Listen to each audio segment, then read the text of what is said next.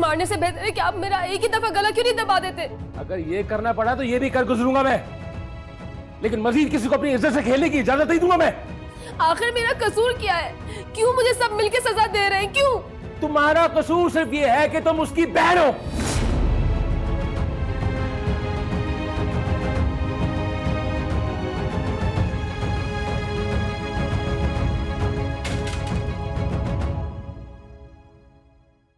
अबू की बातों को ज्यादा दिल पे मत लेना, सदमा हुआ है उन्हें, वक्त के साथ ठीक हो जाएंगे। जब तक मेरा दिमागी तवाज़ुन खराब हो चुका होगा।